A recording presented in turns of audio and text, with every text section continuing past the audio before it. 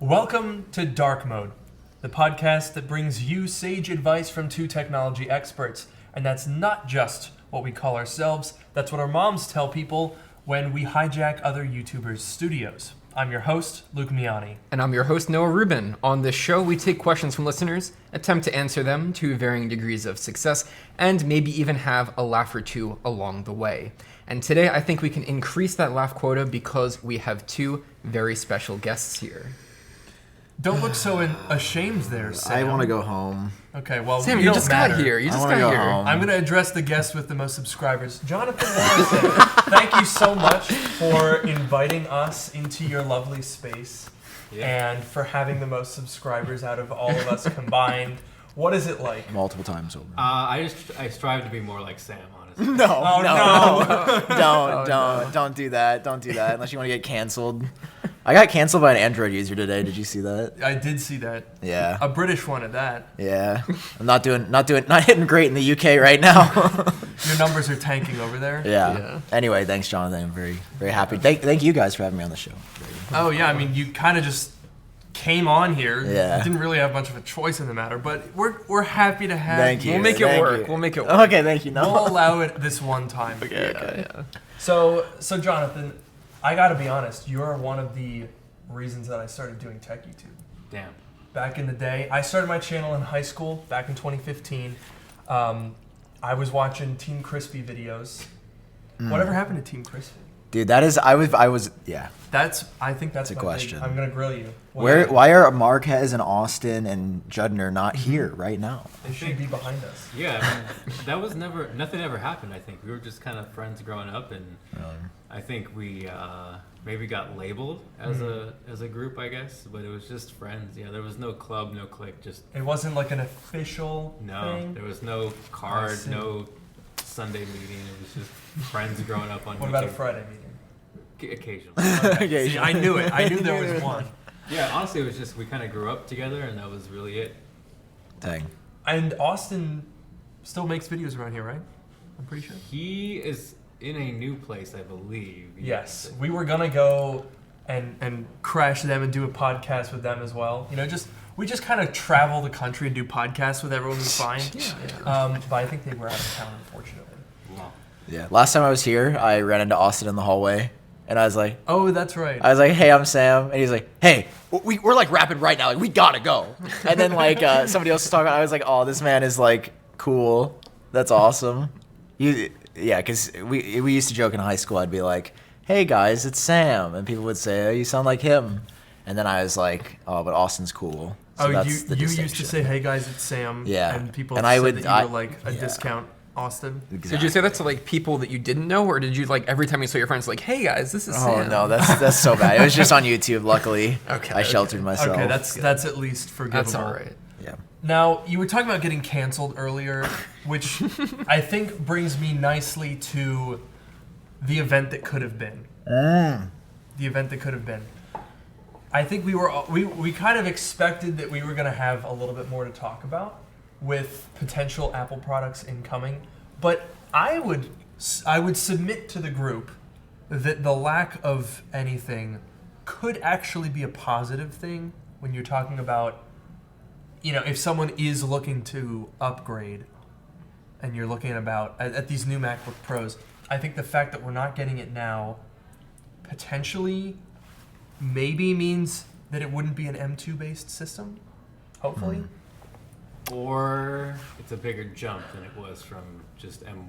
That's that's what I'm hoping. at Probably least. the biggest, I think, chance for me, I think. Hmm. Because M1 to M2 was not huge, right? It was Mm-hmm. it was a good jump, but if you had M1, it wasn't like, I have to go get this. Yeah. Hopefully when we see M2 Pro or M2 Max, that's going to be a little more substantial. The thing that keeps getting me is I keep seeing these breakdowns on Twitter. Rest in peace. And I keep seeing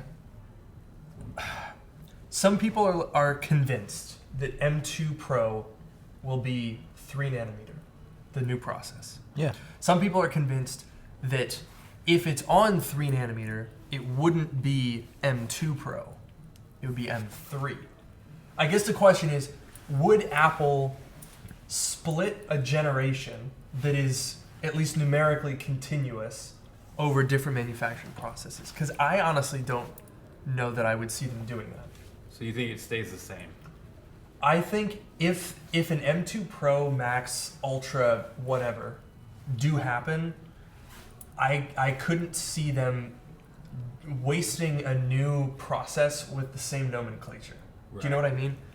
Yeah, and I guess I would agree if that was going to happen this year. It seems weird to do it next year, and then Exactly. that's the tricky part, I think. If The it- next year thing is Yeah. the weird one. Because realistically speaking, probably March, maybe somewhere between March and June Yeah. is when there probably should be new Macs. And if it is just that M2 Pro, which I think Mark Gurman was saying increased core count up to 12 with 2 additional efficiency cores, and then increased GPU core counts to, it was like 38 or something. Very weird number they pulled Yeah. out of a hat.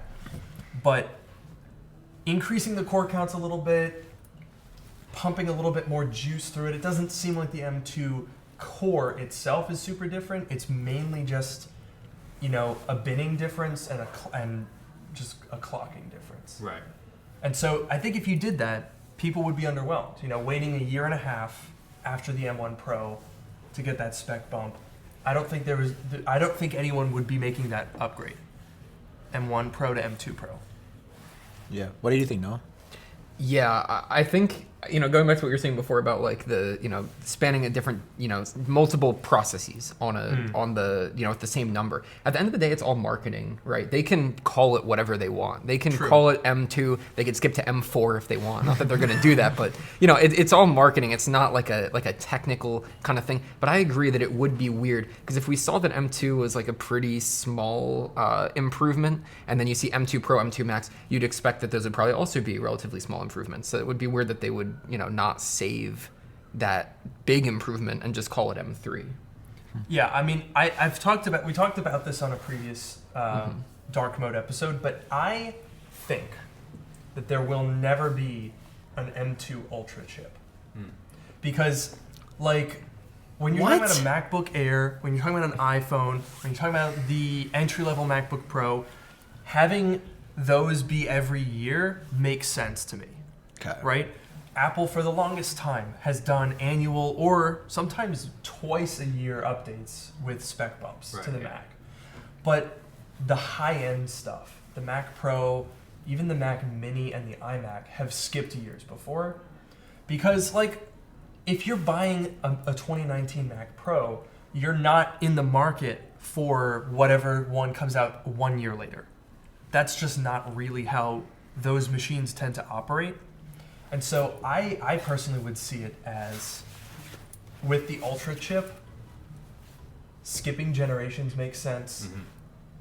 Because it would also condense the timeline a little bit. We've talked about that before. If the M2 generation were as long as the M1, going from like November 2020 to June of 2022, that's a long time, especially considering that we're still on that architecture.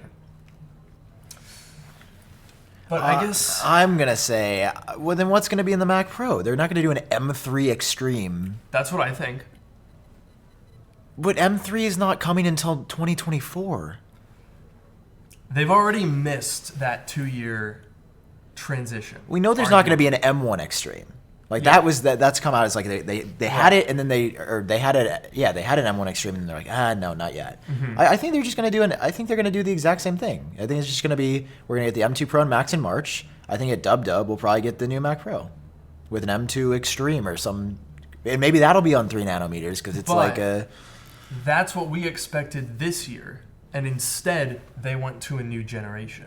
So I'm saying, instead of I know what you're playing saying. out this generation slowly, I think sooner than you would expect, we'll make that jump. I just don't see that. So you think they're going to announce M3 win based on your timeline Probably Dub of 22, 23. 23 Next year. Yeah. next year? No, there's So- literally no way. No, so I have a theory. Okay? It's wrong. My theory is based... No. Shut up, you. So, Shut up, you stupid. let's go back to before Apple Silicon for the Mac was Okay.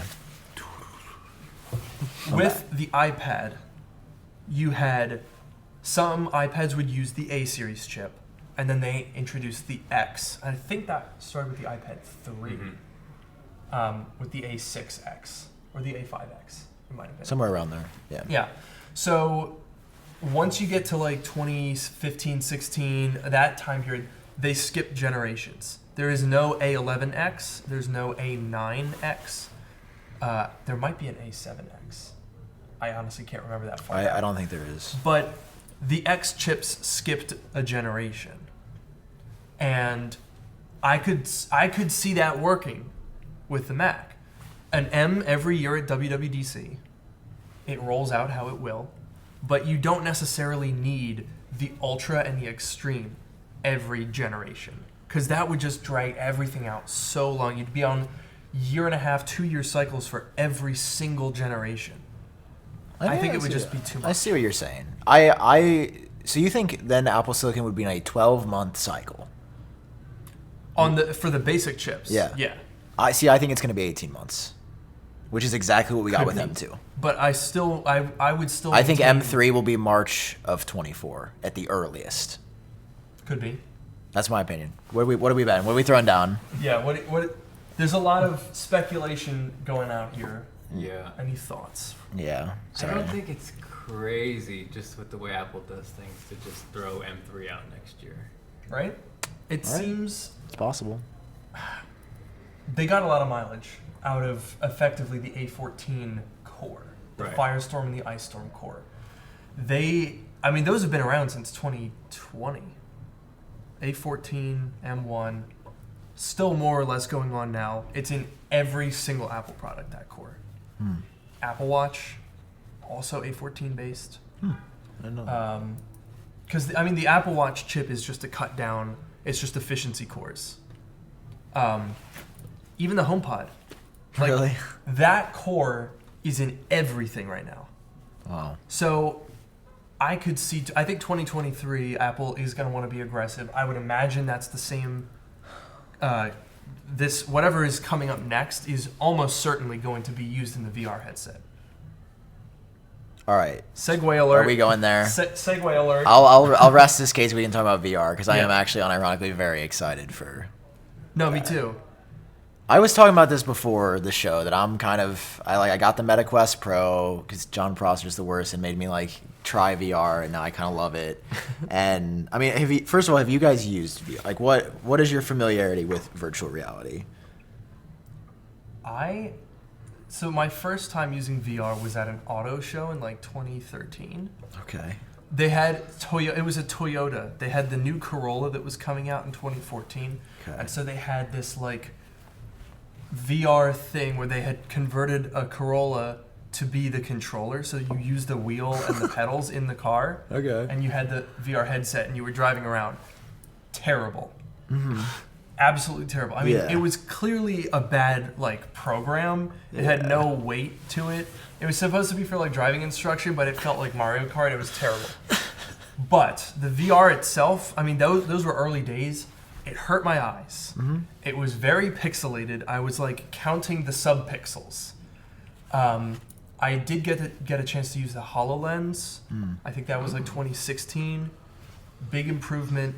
I haven't used anything super recent. Okay. Have you guys got more experience?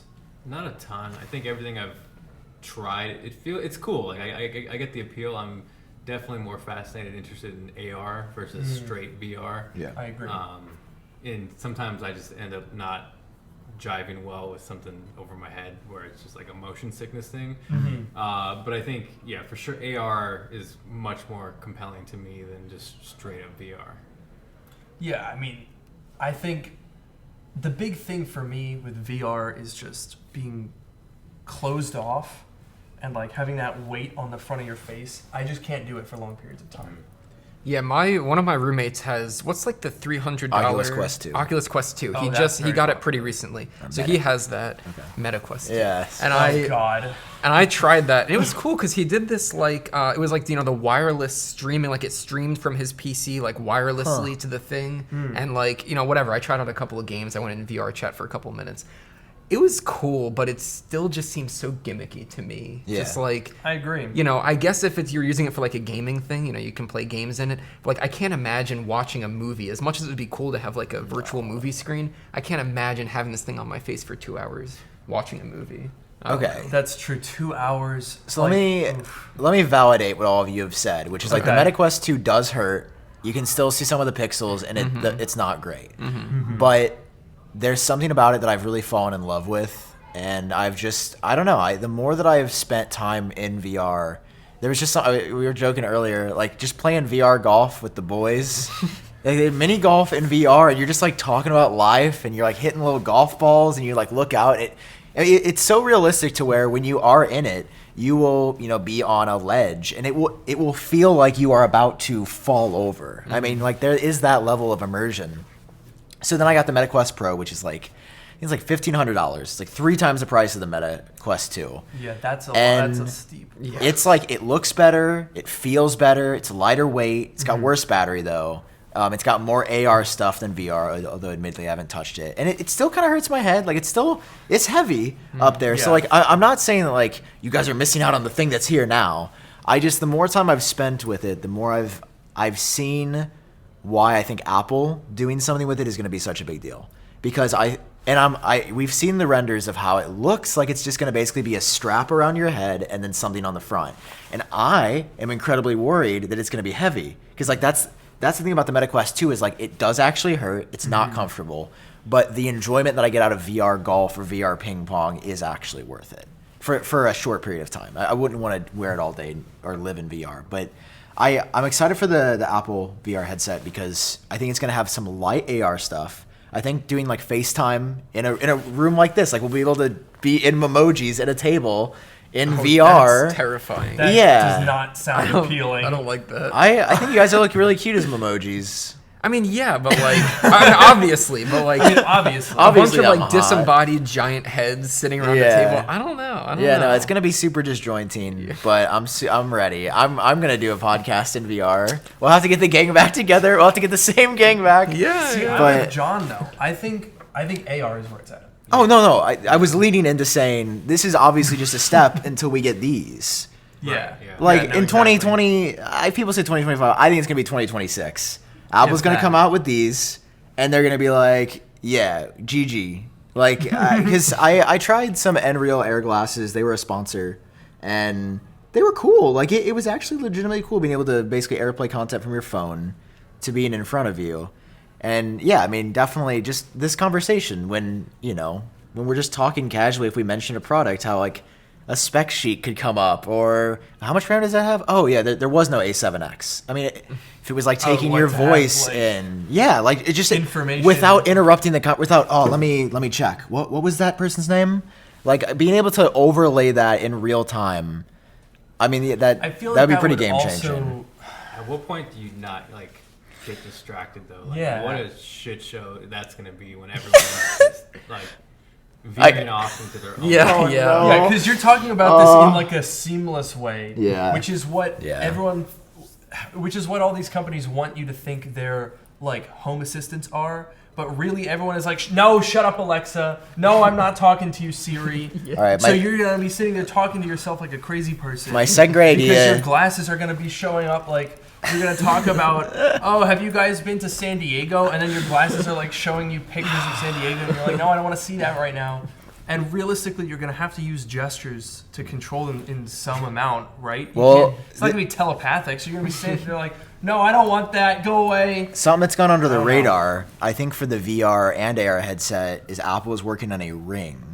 No, I've heard nobody talk about this, and it's not a patent Really? thing. It was actually a rumor from a credible source that the way you'll be controlling it is by wearing like a ring. Huh. Because of course, I don't see Apple doing controllers like Meta. Like that doesn't seem like Apple. No. Of course, they're gonna do Right. something seamless that detects your gestures and can get other biometric data. Like that seems really. I'm not saying it's going to launch first gen, but especially for the AR glasses, or I mean that's the end goal, right? Like that's going to be the mass market, and The AR glasses. you know, of course, it's not going to be. Yeah, Yeah. that's. I mean, there's been reports from credible sources like The Information of Apple saying that they have told their employees that they believe their AR glasses will replace the iPhone. Like Right. that's where they make all of their money. If See, they're that confident, That's a high level of confidence because I could personally see the glasses being useful, but in more of a passive way. Like if I were to have like a Google Glass but well integrated type of thing, I imagine within this decade, realistically, there's not going to be this much processing power to have battery displays and like an A21 Bionic in your glasses. But just having like notifications, walking or driving directions, just projected out in the world. Yeah. That I could see being worth a couple $100. Right. yeah. But I feel like you're right because like I'll be honest, most of the time when you talk, Luke, I just want to like scroll Twitter. Uh-huh. So I would install the Twitter app and just maybe I could like do a black screen on this side. I'll show Jonathan yeah, and yeah. Noah, but I'll put it like a black. Do you think you could do that? Do you think I could like pixelate your Censor face people if IRL? you're just so ugly? I mean, like Lucas. No, you're a Just you're a baddie. fun. You're a I just baddie. I'm can't just be- I'm just playing. Jeez. I don't know. I'm Should very. I excited. move? Do you want to like trade seats or something? I mean, hey, if you're offering, I don't know if I can move with all this weight from the Genius Bomber. Oh wow, that was no. seamless. Okay, I'll leave. So one thing that I was thinking of was Jonathan gave us the demo of the Dolby Atmos setup, which is like VR for audio. Yeah, it's immersive, right? Yeah. Exactly. So imagine like you had the visualizer that shows all of your tracks. Right.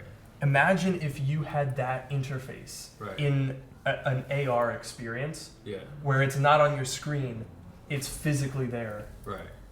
I feel like that's a pretty powerful thing to be able to do. Yeah, I mean, I think it's cool even in the sense of like, because you could walk to essentially different sounds. and just drop Exactly. or yeah. And then to be able to see that, I think would be cool. And I think that's where it's headed, right? I think that's why Apple is so into spatial. Is the huge part of whatever comes in the future with the AR, with the headset. So That's I think an interesting I think it's a bigger kind of sneak peek than we realize in terms of like depth and how it interacts with life. So in terms of AR, then what you're saying is kind of the focus on spatial audio is akin to like when they bought Beats, and we were all like, oh, they're doing some audio stuff now, and then they went full into it. Right. Yeah. And so this is sort of the precursor to working on immersion and depth. Right. And I mean, the head tracking is a good preview of that too, right? That's true, yeah. And you know, Apple always has these AR demos, and they're putting LiDAR sensors on everything, and they're doing like the occlusion. It's pretty clear that they are getting big time data, and essentially we are testing what is eventually going to be these glasses. Right. Yeah. You don't think so? No, it's just like That was a okay. skeptical No, exhale. no, here I There's a am. trend that's happening though, because he'll start with the sigh, disagreement, and then by the end of the point, He'll talk himself into agreeing. he's agreeing. Yeah. So This is Let's see. damn. You really summed me up in one foul swoop. The LiDAR sensor seems like a weird thing, and I still don't get it. And I was hoping that Apple, 3 years into this LiDAR sensor, because it came out on the 12 Pro, would have paid off. And I genuinely have not noticed any quality of life improvement. have you seen the crazy stuff they can do though with like just assistive Like stuff? room mapping and No, just for like autofocus. Like, yeah, what are you referring to? No, just like on assistants or like people with eye disabilities. Like, That's true. The real time mapping they're doing is kind of wild, just to like see where you're going and to depth out like how far you are from a stop sign or like things like that. So I think it's probably not there in terms of like the pure Yeah. fun consumer. Like I want to be amazed, but I think Sure. there's some really cool stuff practically that's going on that I think it's kind of thrown under the radar. Yeah. Yeah, you No, didn't that. think about that, did you? No, you're right. Accessibility is not something. There you go. No, We're you're done. right. You called Yeah, him. you're right. Right on I'm not gonna if I like yeah, I mean I still like agree with my point that like for most of us like it hasn't paid off, but Jonathan's absolutely right and like yeah, Well, for I mean, I for guess some that's people what I'm it saying absolutely is has. It's not the LiDAR, and like on the iPad, right? Yeah. You I have guess- LiDAR on yeah. the iPad. You have LiDAR on the iPhone. It's not doing big, like flashy features yet. Yeah. Right now, it's doing AR demos. People use it for room mapping, accessibility things. Right. But the big thing is having literally millions of devices that are already out there getting helpful data, testing applications for it. That while it might not, so you're saying that the LiDAR tech hasn't realized for consumers. I say that it's not meant for consumers. Do you see what I'm saying? I guess they're kind of putting. Take that as a no. Sorry, I'm scrolling Twitter. I just think Apple's really good at implementing one thing that ends up bleeding into a billion other things. I mean, Sure. We talk about the HomePod every single day, but that's ultimately what led to AirPods and Yeah. the tech in there, and then the speakers in the MacBooks, which dominate everything. I think as much as everyone wanted to make fun of the Pro Display when it came out, yes, it was expensive, but I think it served a purpose, and it's the reason why we Mini have LED. Yeah, I mean, there's always something there that makes its way, and I think, like you said, it's not flashy right now, but I think it's going to serve a bigger purpose sooner than later. And I think it's also a matter of like I think a lot of people have this perception of Apple as being like all knowing. They're like, oh, they have the iPhone planned out for the next 5 years. Right. They Well, know I mean, exactly what they're going to do in all of They these do have the that is a thing. So- They do have the iPhone planned out for the next. They know what the iPhone 17 is maybe going they to have be internally. certain aspects, certain broad strokes aspects of certain products planned out. But they're absolutely, like any company, testing live with consumers. You look at the original Apple Watch, you look at arguably the HomePod, as you were saying, being a predecessor to a focus on audio, and even, the first gen AirPods. I mean, the iPhone 10 was that. The iPhone 10, there's all of these times where they're sort of testing in real time. It's like Siri. Yeah. Siri, man, it's been a long test. They're Siri still working on that they're one. still They are testing. still working on that one, man. And I mean, to say that they just like have this, or to think, as many do, that they have everything planned out is foolish. The big example, of course, being AirPower. I don't know if you saw the video that I did. I got my hands on some prototypes. They are a mess. Right. They are a mess.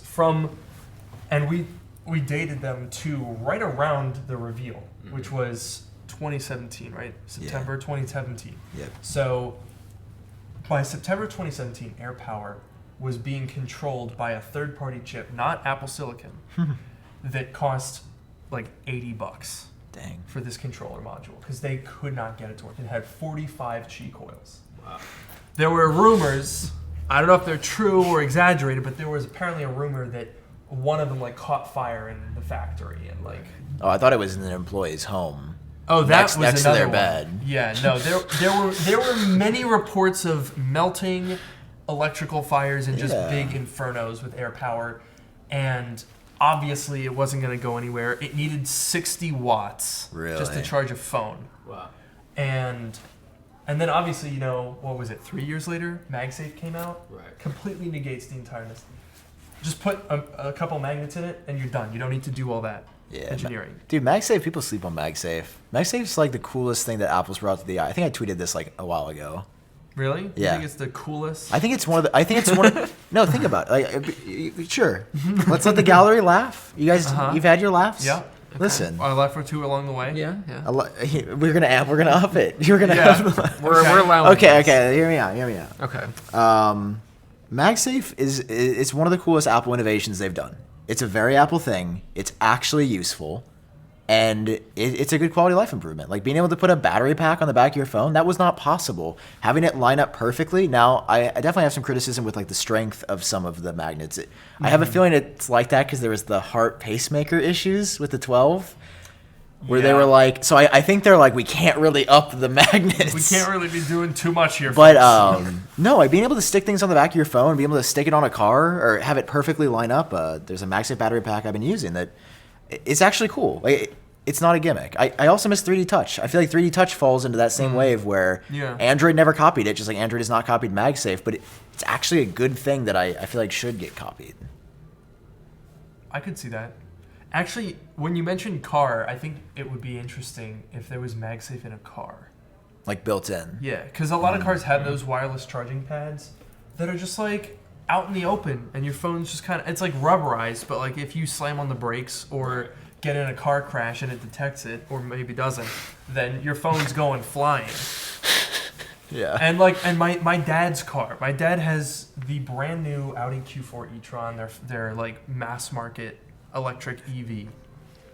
Wait, what? Electric SUV, I meant to say. yeah. Anyway, and like it has a wireless charging pad that just has like a little clip, like a plastic clip, and you like slide your phone into this clip. It's weird. I'm like, MagSafe.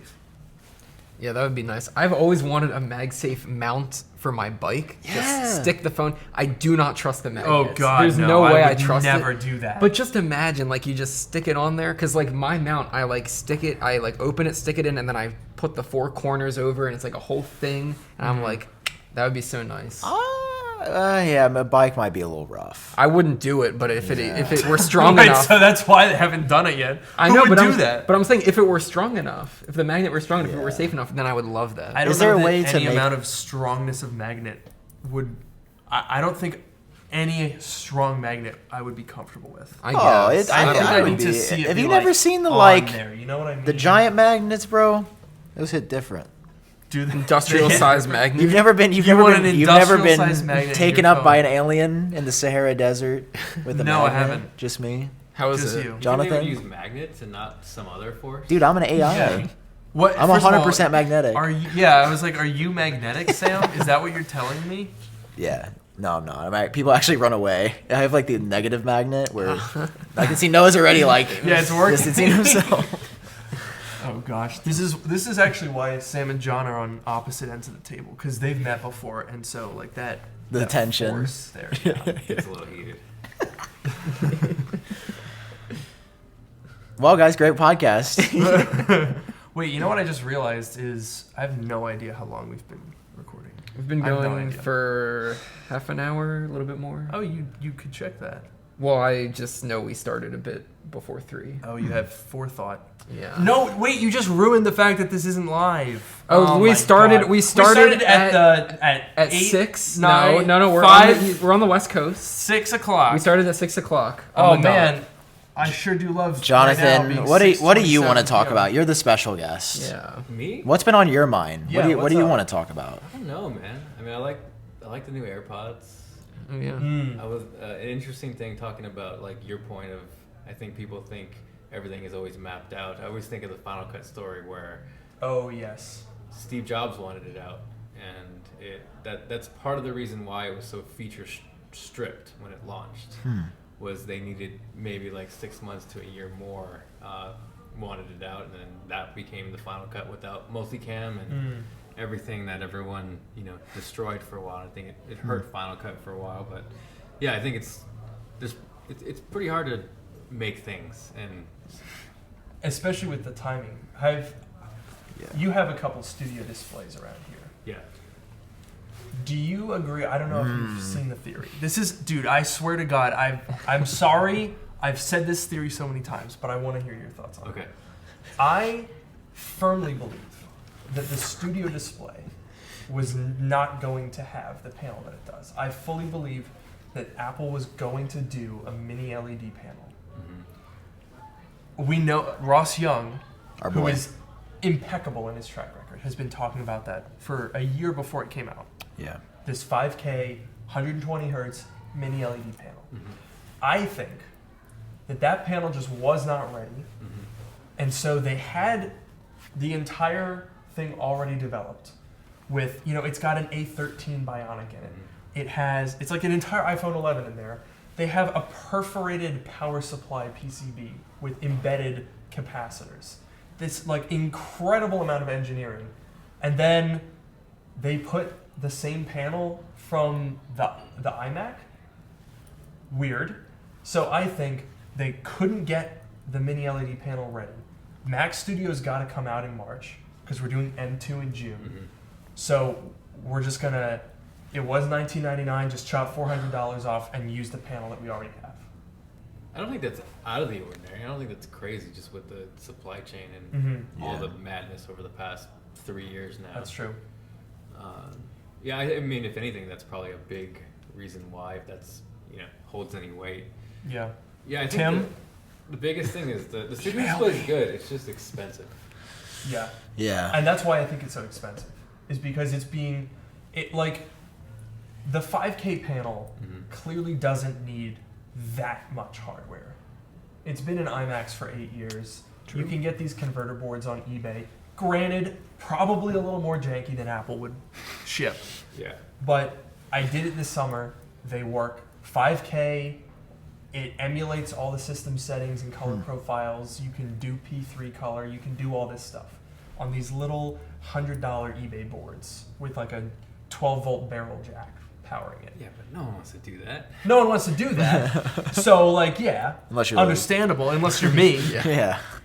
But you definitely, there's room between Right. 12-volt eBay board and the insanely over-engineered iPhone 11 powered Right. studio display. Yeah. I just think they just missed the mark by $300. Yeah. I agree. I think- agree. What would that be? $12.99 would have been perfect. Right. $12.99. I I completely would probably agree. be. I'd have gotten two at $12.99. Really? Yeah. You don't use a 'Cause Pro Display? No. So I have a studio display, and then I have a 2014 iMac that I converted with said $100 eBay board. Rory, what? So it's like the same panel, but they just don't look the same. It's not pretty, I but just- it works. I just think it showcases how undervalued iMac screens were Absolutely. before. Absolutely. It really was crazy. Like I mean, in 2015 to have I was editing on a 5K display. Like that is insane to think about.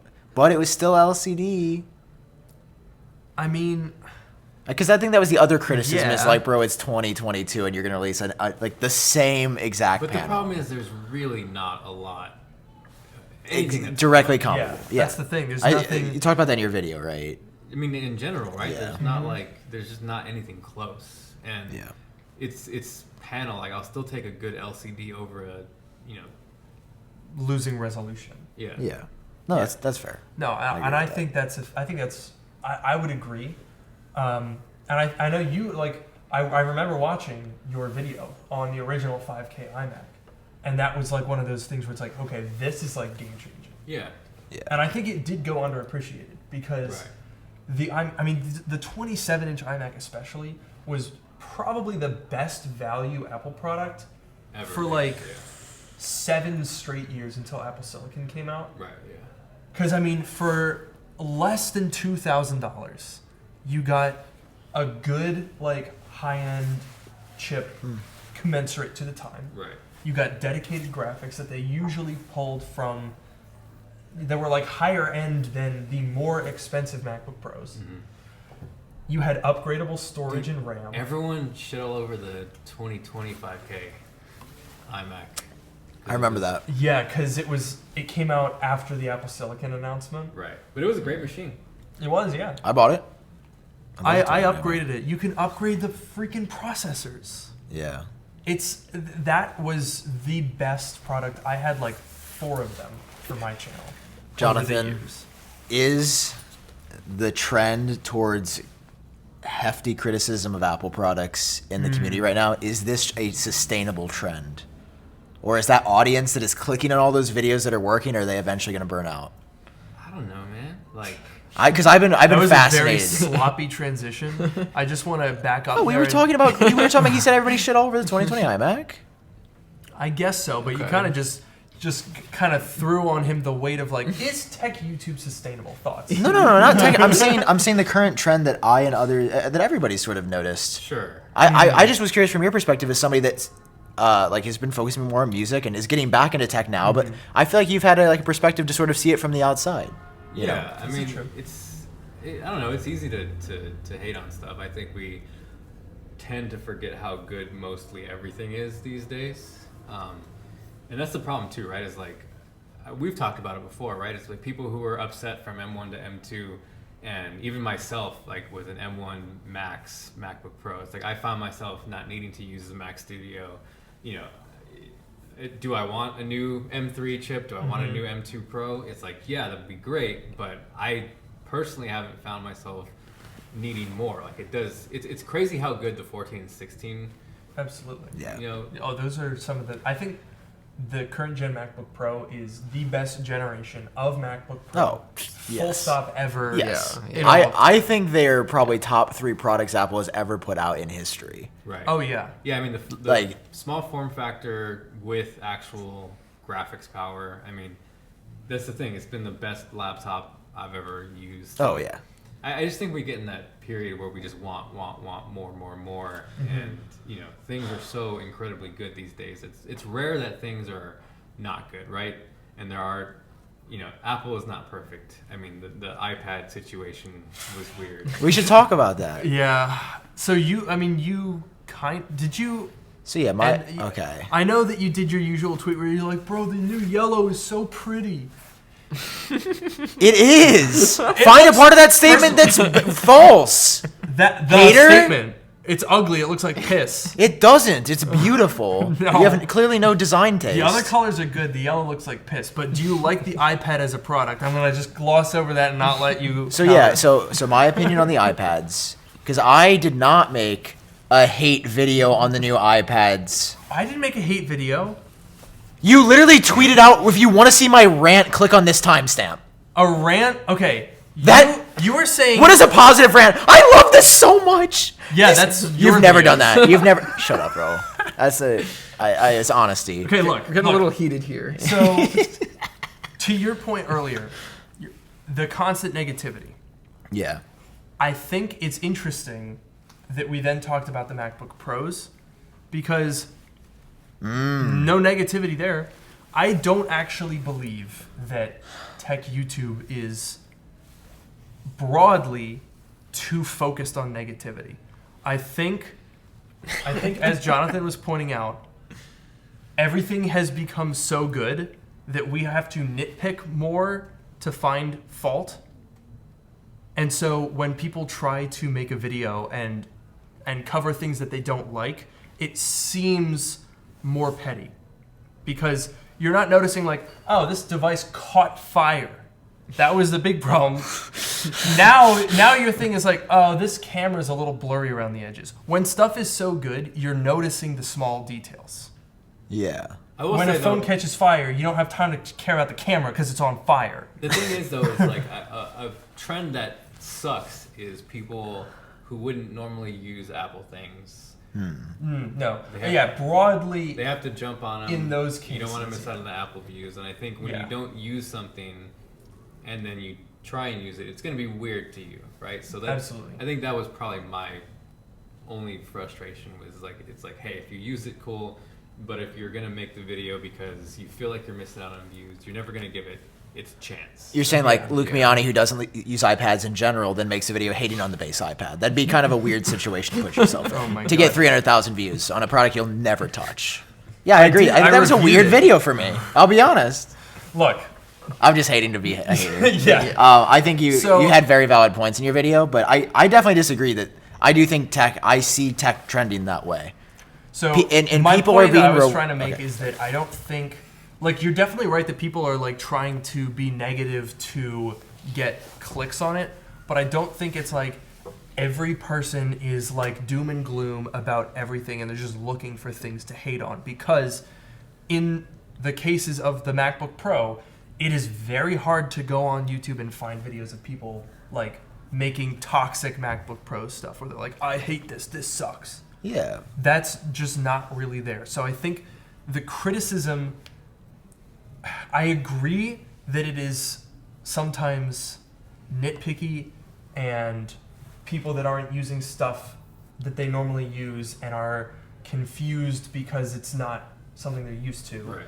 And I agree that people do look for, you know, when things are broadly good, you look at more more like ingrained and small nitpicking details to criticize. But I don't necessarily think that tech YouTube is in this like unsustainable wave of criticism. I think with the products that have a lot of this discussion has been this summer, specifically with Yeah. M2 Yeah. and I guess with these iPads as well. I think if you look at it, the products are more Sus. the products are more sus than like you look at the iPhone 14 Pro, not a lot of people making like hater videos on that. Dude, there were so many videos. It's like, it's the same as the 13 Pro. Apple needs to innovate. And I'm Well, like, that was the other thing that I I wanted to hear your, that I was because you're not thinking. in the bubble. I'm not a tech YouTuber. At least, Yeah, so yeah. I'm not, You're a you tech know. podcast. I'm a tech. Sure, He's a we can tech we boy. can say that. I'm a tech boy, but I think the interesting thing. So you were saying like how the you have to nitpick more to find things that are wrong. But Yeah. the other thing is that like since the pace of innovation has slowed down, like you compare like this iPhone to the last one versus like go back 5 years and compare those two iPhones, right? It's there's less to even be positive about, or like the default. Interesting. Then the default is like, take the iPhone 14. It's very, very similar to the iPhone 13. So the default is, minor improvements, and that sort of is like a negative thing. The default, small improvements would be sort of negative or seen in a negative light, right? That like, oh, they didn't really do all that much. So they have to do more to be positive, right? They have to innovate more to be positive, and it's harder to innovate more now because we're like so far into this and everything's already so good. Yeah, that's That's a a- good that's a point, really good point. actually. I agree with the you. pace of innovation and updates year over year, I think, is with exceptions like Apple Silicon, the new MacBook Pros. Overall, you can kind of look at tech, and I think it would be fair to say that it's slowed in some areas at certain times. And so maybe that drives people with a lack of excitement to get clicks. You bring in more of a they didn't do enough angle. I think there's more of a they didn't do enough than a what they did was bad Right. in terms of like the criticism. Do you know what I mean? Yeah. Yeah. Can we break down the new iPads? Sure. Jonathan looks like you wanted to say I just something. think people often look for the next gate or the next like. It's tough when you go into something looking for a controversy. Yeah. Mm-hmm. And I think it's just if your energy is off and your energy is bad, then you're gonna put that out. And it's the same way, if you want to take a bad photo, you're gonna take a bad photo. And Yeah. If you're looking for problems, you will find problems. So I think it's just obviously being critical. I just would prefer to use something how I would normally use it, and if something gets in my way at that point, then it's a problem. And I think, getting back to the iPads, right? Yeah. It's like Apple has done a lot of really great things over the past few years, right? Starting back, I think the trend started with 11 Pro and the 16-inch MacBook Pro, where it's like things were thicker, battery life was better. Yeah. And for once, it felt like they were paying attention and listening and getting back into the great things of like the 14 and 16-inch Apple Silicon machines. It's like you want to see them keep doing stuff, and then there's certain moments, Yeah. and it's just like, So you have, we were remarking over there, you have the 2018 12.9 inch, and you have the new M2 12.9 inch. yeah. There's a 4-year gap. The iPad Pro, I think, is less of a thing because it's just a matter of iPad OS not being, up to what people want out of it. Where I think it's like, if you're an iPad user, probably my biggest gripe with the M2 iPad is I just wish they would have brought mini LED to the 11-inch, I agree. and then that would have made it feel like an upgrade. Yeah.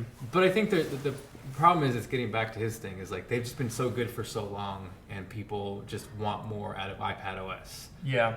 And I think with the 10th gen iPad, it was just one of those things where, wow, this thing was almost perfect. Yeah. Yeah. And we have one glaring thing of like, why? Yeah. So it's just one of those things. I mean, you just can't ignore, sometimes they just make decisions where you scratch your head, and I think that's one of them. I mean, to your point, since you're calling out my hate video without having actually seen it, Yeah, that's The- right. I never watched it.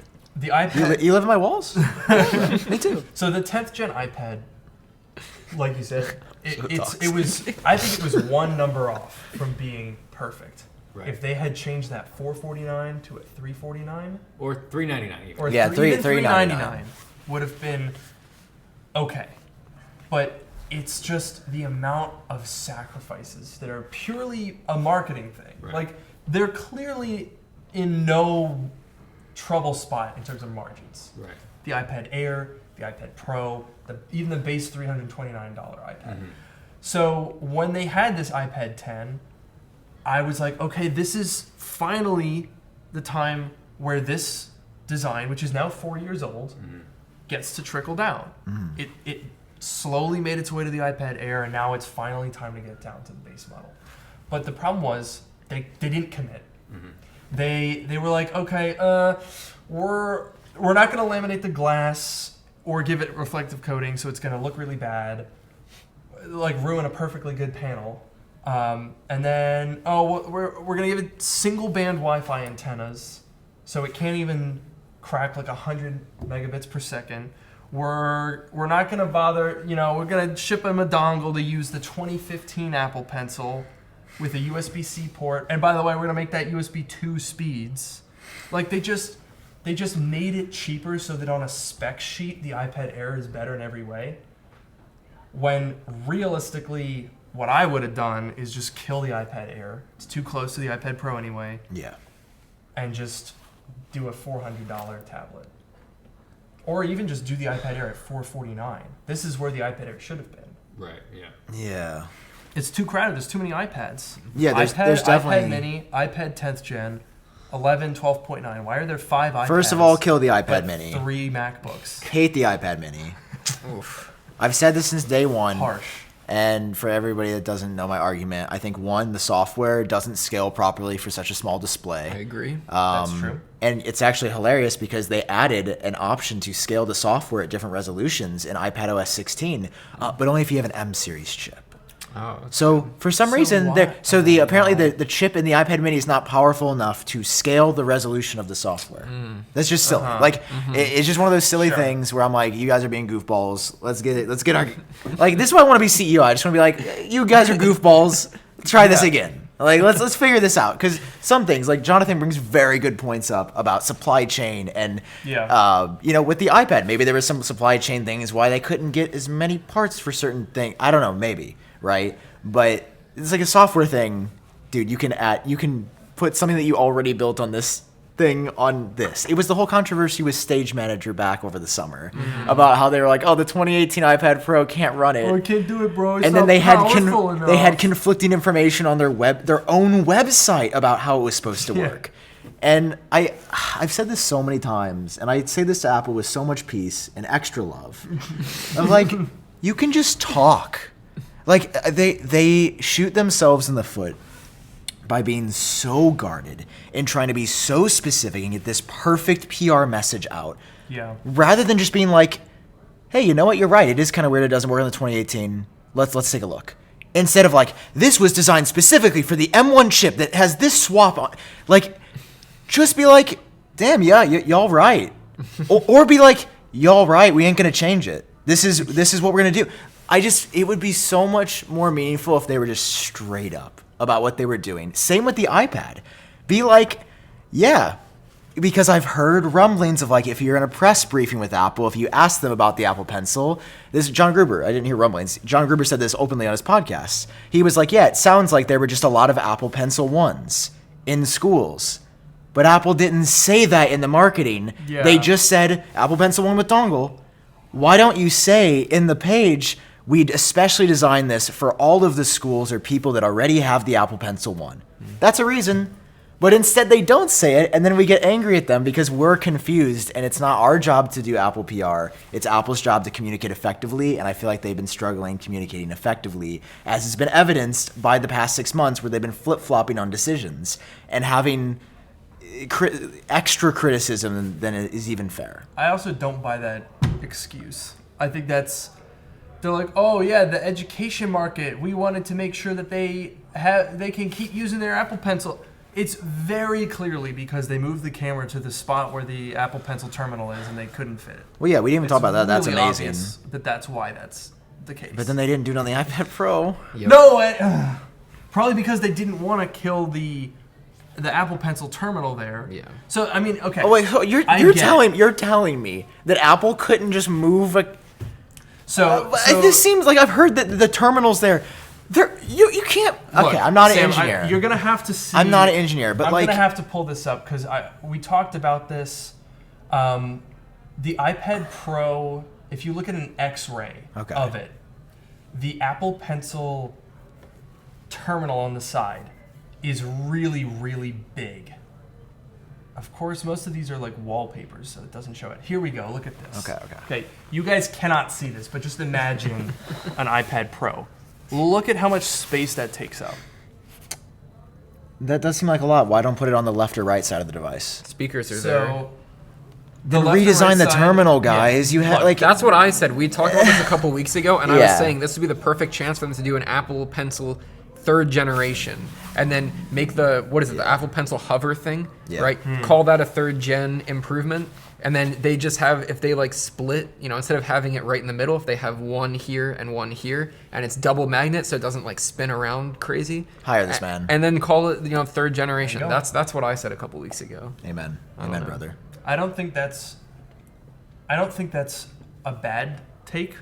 I don't think that that's impossible. But But like it's clear that you can't just there's more than magnets here. this is Apple though. They can shrink that thing down. This is 4 years old. Come on. Yeah, They okay, can that's a shrink it very down. good They can point. shrink They it down. have had How- 4 years, I'll give you that.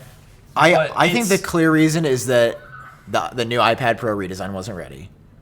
They had an M2 chips ready, and they planned to release this model, and they were just like, "Oh, we're not going to release the new design is not ready for production, so we're just going to kind of put out this little spec bump model." Like, I actually am not mad at the M2 iPad Pro broadly. Like, it's a little weird, but no, it's just like a faster version. Everyone who was going to buy the M1 is just getting a better product. Like, I will never be mad at Apple for doing a spec bump. The product that is a little bit more frustrating Not is the mad, base but iPad. disappointed. Yeah, you sound like my dad. 'Cause, Sam, I'm not angry. I'm disappointed. Dude, my German teacher said that to me when I quit cross country. He dead ass. I was like, "Yeah, I'm not running anymore next year." He's like, "Oh, yeah, I'm not mad. I'm just kind of disappointed." Oh, it's like, oof. unironically, Oh, I was like, "Oh, This is so auf sad. Wiedersehen, bis später." I know. I was a little bit I guess I was a little peeved with the iPad Pro. Yeah, Not that I'm mad about a spec bump. A spec bump is always fine. The M2 MacBook Pro, if you were gonna buy one, now you get 35% better GPU performance. yeah. There's nothing wrong with that. Yeah. But I think it's a little different in the case of the iPad because it's been 4 years. And there was no point along that route where there was any feature or accumulation of features that makes me want to abandon my 2018 base model Wi-Fi only. Yeah. 11. Yeah, because that's right. That's right. I sighed and didn't go into my thing, by the way. Well, I have an alternate question for you. At what point do we feel like it's a matter of its resources and then the team and the people that work on a product? So the alternate question is, would you sacrifice how good the 14 and 16-inch MacBooks are? So you're saying if they allocated more people to Right. work on iPads? Right. Gotcha.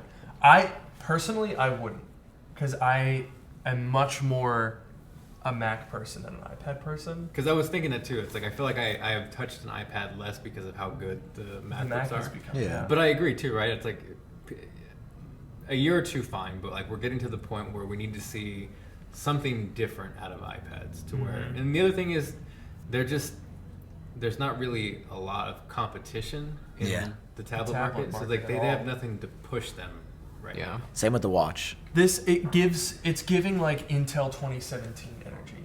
You know what I mean? how many years are we gonna get more quad core chips, bro? It's so funny.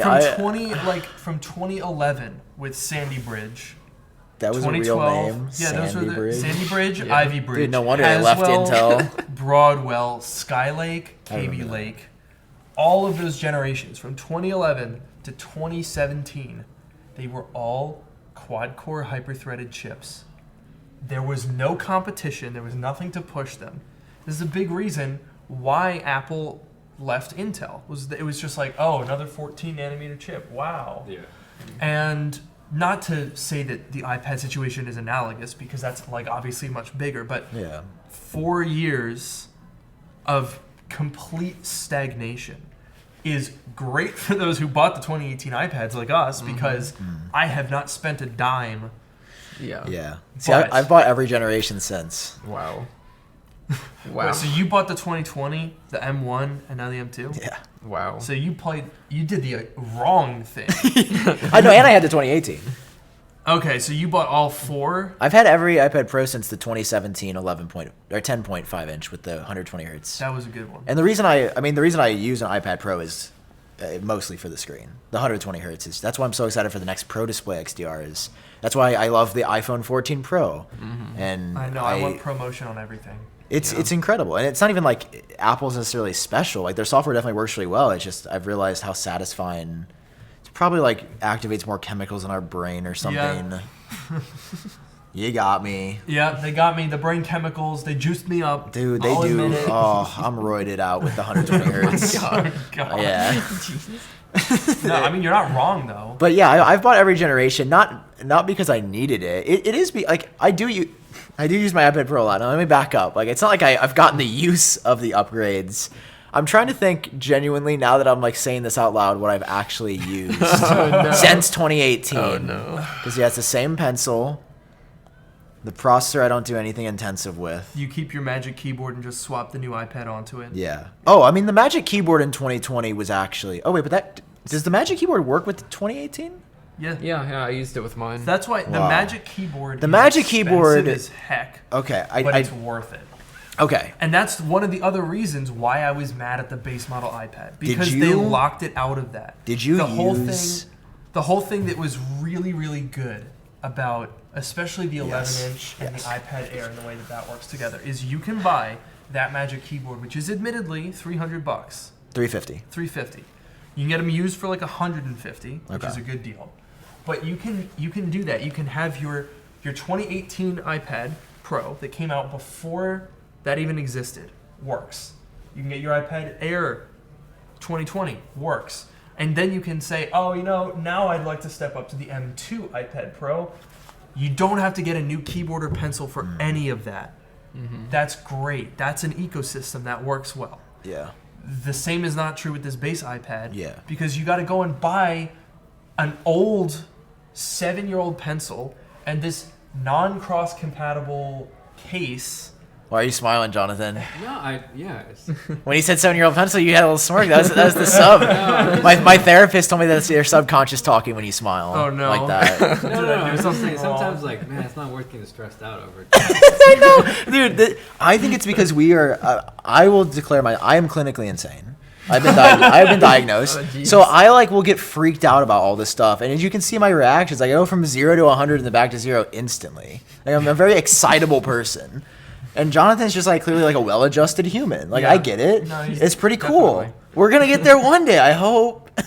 I hope. No, I just I try to see both sides. Yeah. Like there are absolutely frustrating points, and especially when you get this streak, like I said, of many good things. It's just like, well, why can't you continue that every single time? Yeah. And there are a lot of good things. There are still questionable things. Yeah. I think we just want things to get to a place. But overall, in the grand scheme of things, it's the best run of Apple products, I would agree with that. maybe ever. Yeah. Yeah, I agree with that. If I you agree look with at, I think it's a difference in perspective of when you look at how good the product is versus how much better it is than the previous one. Right. Because I think we're at a point where people's criticism of Apple, like I said earlier, is not that they did something bad. Right. With the exception of the 10th gen iPad, which is stupid. But in most cases, people are mainly just irked or irrationally bothered by the fact that they didn't do as much as they wanted. Yeah. Every time Noah and I stream and cover an Apple event, I want to pound my head against the desk because people are like, where's the Mac Pro? Where's the headset? Right. Like when the iPhone 14 Pro came out, I thought that was a pretty good event. I was like, that's the best iPhone ever. Decent upgrades. Yeah. Doesn't have to blow your mind every single time. Yeah. Dynamic But people in the comments were like, this sucked. The Apple Watch is 2 too expensive. To be or fair, the Series like, 8 was. I mean, I get why. But like the Series 8's not bad. It's just not interesting. It's just boring. And people conflate a product that is good but not interesting with being bad. Yeah. And I think what Jonathan is saying is like, we don't have to be this like high strung where every single Apple event has to blow our socks off and reinvent the wheel every single time. That's not my 4 times a expectation. year. No, it's not yours, but I think that that's part of the I think a lot of weirdness in people, tech yeah. is that the audience and creators stoke this like rabid disappointment, I guess is how I would phrase it. Yeah. Yeah. Do you know what I mean? Yeah, and I think a lot of it is like the like sort of tech YouTube bubble of like the content creators and the like people that watch the videos. Because if you think about like the average consumer who, you know, every couple of years or, you know, whenever their current device breaks or is too old, they'll upgrade and they'll be thrilled, you know, they'll get the new features and they're not like following every single little thing and like whatever. But every couple of years they get an upgrade and they get some great new features and they're happy. And that's the majority of people. But when you're in like a tech YouTube bubble, you know, where everyone's like complaining and everyone wants their minds to be blown, like that's a subset of, you know, Yeah. the overall people. I mean, it's fair to want to be excited. Yeah. But it's also fair that you're not going to be excited 4 times a year by like Yeah. blockbuster Apple events. Yeah, exactly. Yeah, which I think a lot of our audience does expect because they don't watch our videos all the way when we're like, hey, the VR headset's not coming until like early 2023. They're just like, the VR headset wasn't at the iPhone 14 event, Apple must have canceled it. Which is like not true because they're not as plugged in as us and it's not their job to be. Like that's my job is to be like, hey, you know, maybe I should put the release date info earlier in the videos so that they don't clap back. But no, people are gonna, I don't know. It's cool. It's really cool to see the comments, which I feel like are most of mine when the new phone comes out. It's like, oh, I just upgraded from my 10, you know, to Yeah. a 14 Pro. Like, it's so Exactly. amazing. Exactly. But like you say, you know, it's one of those things where it's like those people aren't watching the videos regularly, like tech, so you can't really make videos about like, I'm upgrading from an iPhone 10. I mean, you could. That's a potential topic that could do well. But we're so obsessed with like, you know, 13 Pro to 14 Pro. Because that's what we're coming from, and that's frankly what I care about the most, you know. Yeah, and some people do, but most probably don't. Yeah. Most aren't in that boat. And also in tech, I mean, there are still people that are like, a lot of people in the tech community aren't necessarily all upgrading every single year. Yeah. It's just, I think people, especially with iPhone upgrades, which I have not been disappointed by an iPhone upgrade in years because I just don't expect Apple to like do anything super crazy. You know, Yeah, I would say the last bad iPhone was the 10. Wait, really? what? Really? I Yeah. love the That's really? like I think like the best love iPhone the of all 10. time. Oh no, What? controversy. Oh, what? Yeah, wait. It's- What it was- what No, was I'm your interested 'cause experience I like? skipped the 10, so I'm interested. You to hear skipped the this. He 10? skipped the 10. I skipped the 10. Bro, that was Yeah. like the one. Yeah, I know. I mean, Oh, I the got 10 him on was that. so Can we let good. Jonathan Yes, explain? I want to hear this. Yeah, no, it was just the first one that felt kind of like a little beta-y in terms of like Face ID was new. It just wasn't. I mean, iOS also at that point iOS 11 was pretty bad. wasn't the greatest. So it just Yeah. felt like I think it's more a testament to how good it's been to where it's like, you know, I did like the 10R. I loved the 11 Pro, and then there was, you know, each step there was always something better, right? Like Yeah. the cameras. I think a lot of people will crap all over them, but I feel like the camera jumps from 11 to 12 to 13 to 14 have been pretty significant every single time. Yeah, especially the ultra wide going Right. from the 11 potato to what we have now. Yes, Yeah. yes. The 11 That Pro was is big. ultra. It was. And I post a picture with the 48 megapixel camera, and all anyone is interested is my Samsung S20 from 2020 has 108 megapixels. I'm like, Yeah. but that's a number, bro. Right. Yeah. Yeah. I mean, to be fair, I don't actually think the iPhone shoots the best photos right now. I agree. I heard people on the Verge podcast talking about this, and I definitely agree. So I don't want to act like this is an original idea, but it was something that I echoed in my review. That is, like that. I'm just being transparent. I don't want to act like I'm, you know, which is that the 48 megapixel camera, they didn't actually adjust the algorithms and processing properly for it, and I definitely get some like weirder photos on my 14 Pro. Like the camera is the most inconsistent it's been for me on my 14 Pro in the past 3 or 4 years. I Where would you say can at get its a really best, great it's picture, but much better, and at its worst, it's It's- negligible. Like I've taken photos with like pro raw photos and looked at them and been like, that just kind of looks the same to me. Yeah. And I've taken some pro raw photos like yesterday when I was at dinner on the 71st floor and I could zoom in like a mile away on the ground and see that that's a Range Rover Velar. And I'm like, that's pretty cool, right? Yeah, no, That's crazy. I But think then you that- post that and everyone is like, oh, my Samsung can take a picture of the moon. It's like, that's cool. Can things be independently cool? Well, that's coming next year on the iPhone 15. If Is you watch it? my rumors video that I uploaded this week. Oh, okay. Yeah. I missed that I was on the plane. And now everybody's going to be mad at me when it doesn't ship. Yeah. And then you're going to yell at Apple because they're like, Apple, where's the periscope zoom? iUpdate said it was coming. You because it didn't happen, and Apple because it didn't happen. Too. Yeah, we all lose. Everyone loses. But no, the ProRAW is amazing. My problem isn't with ProRAW. My problem is when you're shooting normal photos, they've been more inconsistent. And this is, I heard that, and then when I was doing my review, I started really closely looking at photos, and I was like, oh yeah, like some things are just like there's weird lighting, or the smart HDR algorithm. I've seen a lot of folks on Twitter be talking about like it's lighting things weird, and I really think that is because the new sensor. There's something weird going on with the processing. I could see that getting a 16.2 fix. It's like the camera. I shake. hope, but they like never. Remember? Did you see the camera shake? Did you guys have that happen in any of your devices? No. Well, I don't think I got to experience it. I also tend to. I'm pretty late with updates, so I'm usually like a .1 behind. Bro, what? So this Oh my was. I gosh. mean, this was on the out of the box update, and I mean it was surprising because You broke the story. I basically did break the No, story. you did. I did. I Yeah. guess so. Congrats. Yeah, I'm glad you're no, finding out it 3 was- months later that you broke a story. I like- knew I was really, really early on it, but I didn't. I guess I kind of. Okay, I guess there's one dude on TikTok that had it before you, but like That's true. I No, feel like your but video is what got covered in that was really bad. Yeah. It did end up being a software fix, but the camera overall, I think that was a good example of the tech community being appropriately negative because it didn't stick around when they fixed it.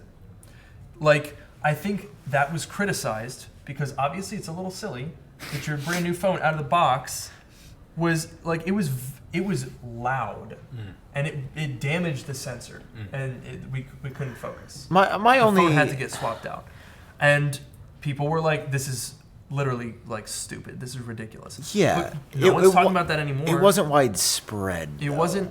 Okay, well, it's a software feature. So it's not. Yeah, my problem is when everyone It's hard to gauge. a lot of there started to be a lot of, oh my god, the 14 Pro is really, really bad. And I made a video called I don't iPhone think there 14 was Pro any- issues I don't because think there.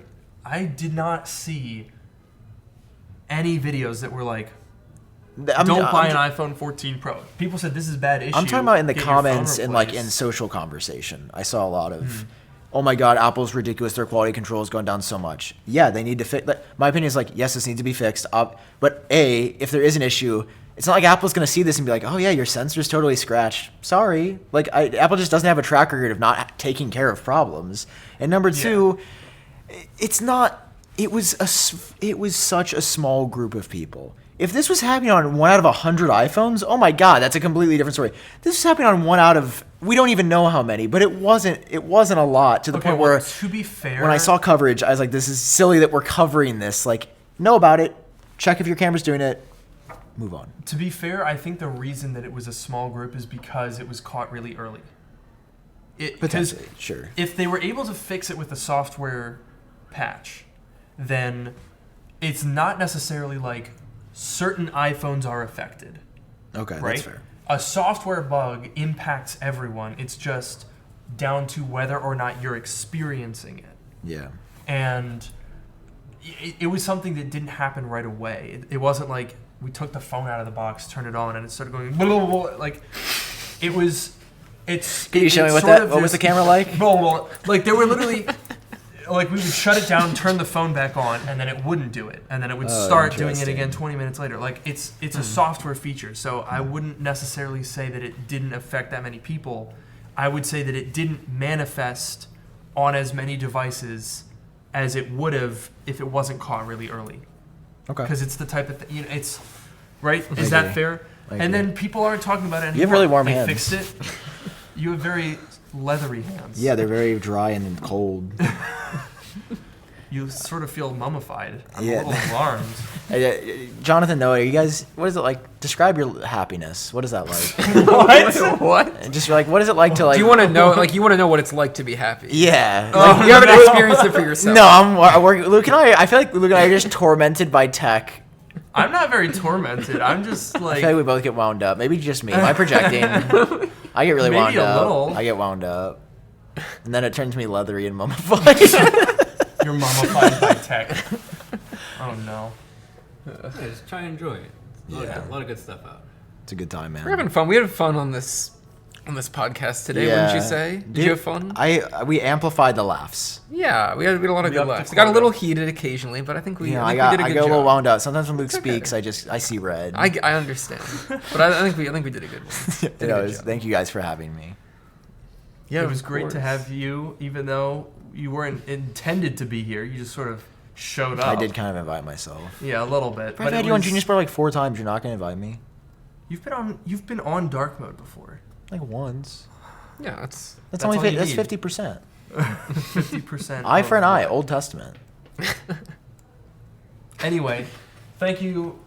Of course, big shout out to John for having us in the space, getting to experience the Atmos setup, oh yeah. which you guys should all come out here. You like No. they can do that, right? They can just show up. So Yeah. the address. Yeah, we'll drop the address. Yeah, we'll put the address. in the One description. infinite loop, Cupertino. Yeah. Everyone meet there. Show up and ask Just to kidding. speak with Yeah, we'll have a John. bus. We'll charter a bus. We'll bring charter you all down No, here. the dark mode bus is gonna show up. That sounds One really ticket with every Genius supply. Oh. Dude, we got a plug. Yeah. Okay. Genius yeah, dot okay. supply. I got the- Dude, that looks so fresh. All right, here. All right, guys. Settle Limited down. time only. Genius dot he's supply. going off. Custom boutique jacket, handpicked by world-class designer who will be unnamed.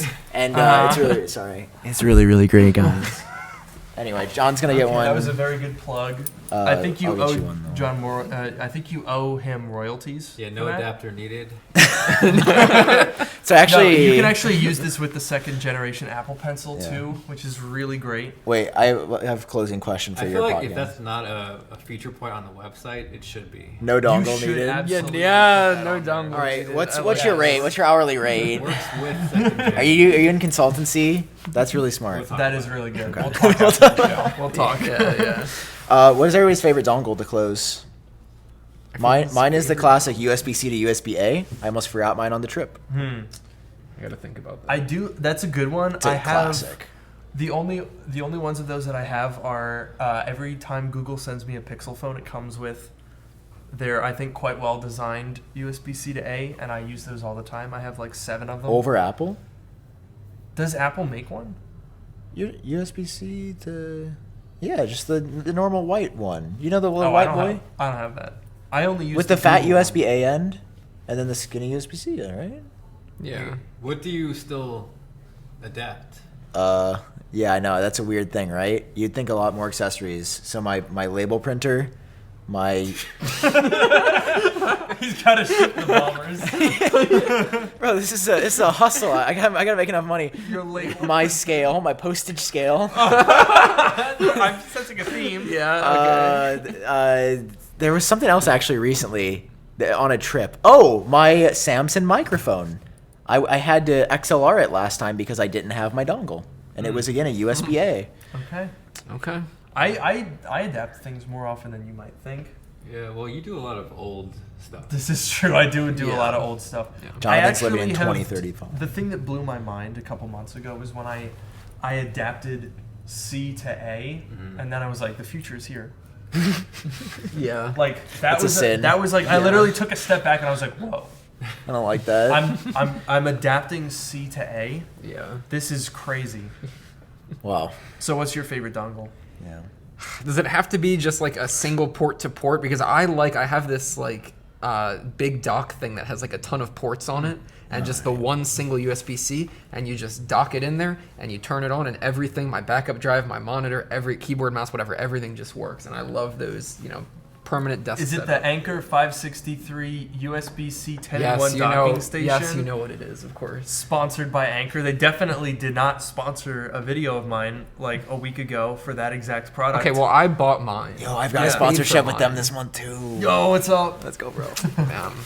Where's my sponsorship? Yeah, where's his royalties? No, you don't get How one. much Yeah, does I Noah know. get paid for the show, Luke? Would you like to share with the audience? Our revenue does not even really cover our StreamYard costs, so Noah does not really get paid.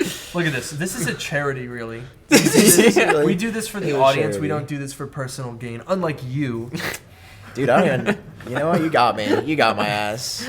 Buy the Genius Bomber. Make me more wealthy. You know what? I'm trying to buy Twitter. unplugging. I'm trying to buy Twitter. Unplugging. He's unplugged. No, bro. If you don't plug back in right now, bro, plug. Thank Plug you. back in. Plug back in. Okay, that was good. My favorite dongle is the USB-C to A. But my favorite. Wait, did Jonathan go? No, not yet. No. He's always interrupting this guy. I would mirror Right, I'm sorry. the single dock life. One cable. That's how everything is set up here. Just everyone could go MacBook to MacBook, one cable, speakers, drives. Yep. Charging over USB. Yeah. Everything. Yep. So good. Do you use MagSafe ever on the Mac? On my MacBook, Mm-hmm.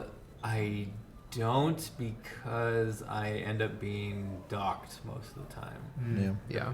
I would say I do like MagSafe, but because I'm in desktop mode so often, and then the battery life is good. Yeah. Like when I'm not, you know, it's like that's where I only find myself using the chargers. Like because if I'm mobile or on the couch or something, more often than not the battery life is good enough that I'm not plugged in anyways. True. And then Yeah. when I'm back to desktop mode, that powers it for long enough that I need to. So kind of, but not really, is my Yeah. overcomplicated answer. Same. I'm on the same boat. I have one near my desk, and I'll just, if I need to charge fast, I just have the 140 watt to the Right. 16 It's inch. so fast. And I just plug whatever I'm using, whether it's Air 14 or 16. You know, you gotta have all three when you're in my line of work. Then I just plug it in, juice it up in 20 minutes, and you're good. Yeah. Apart from that, USB-C is just. So If I'm traveling, I never bring MagSafe. Yeah. Same. Oh yeah. I did get used to, and that was one adjustment going to the M1 MacBook Pro, is it was nice to be able to charge from either side, which is like an underrated. That is yeah. Yeah. Yeah. I do that a lot. Yeah. Damn. And you can do that on the iPad too. Oh, talking with the Magic Keyboard. Yeah, you're with the Magic saying. Keyboard. Yeah. Not on the iPad 10th generation because it's not good enough to get that feature. Yeah, that makes no Yeah, sense. yeah. But that's because I did check. The body dimensions of the iPad are different than the iPad Air. Did you know that? For no reason. Yeah. Oh, last closing note. Have you guys Yes. touched the Smart Keyboard Folio? The Magic Keyboard Folio? The Yes. new one? Yes, don't like it. It's the worst accessory I've ever touched. Function key is Jeez. good. Trackpad is bigger. Good. I like that it detaches in theory, but put all of this together, I don't like It's a it. It's disaster. too big. It's too floppy. You can't use it on your lap. It, It takes doesn't up stay 12 put. inches of space, so you can't bring it on a plane. It's dumb. And I think it's especially bad because of how perfect the Magic Keyboard is. Like the Magic Keyboard, how it like has that hinge and it floats. It's just so good. Like the Smart Keyboard Folio, I recommend for absolutely no one. Great job ending on a depressing. Yeah, thank you. seriously. I was trying to bring some positivity here, thanking Jonathan sorry. for having Yeah. us here. Sorry. And now we're ending on this doom and gloom. Sorry. Well, thank you guys, I guess, for watching. I have no idea how long we've been here, but I Oh, the think new it's Apple longer TV than came the- out. No, no, We're it's over too time. late. We're That's over for time. next week. Okay. We're over time. Thank you guys so much for joining us. I've been your host, Luke Miani. And I've been your host, Noah Rubin. Thanks again, Jonathan and Sam, for coming, and have a great night.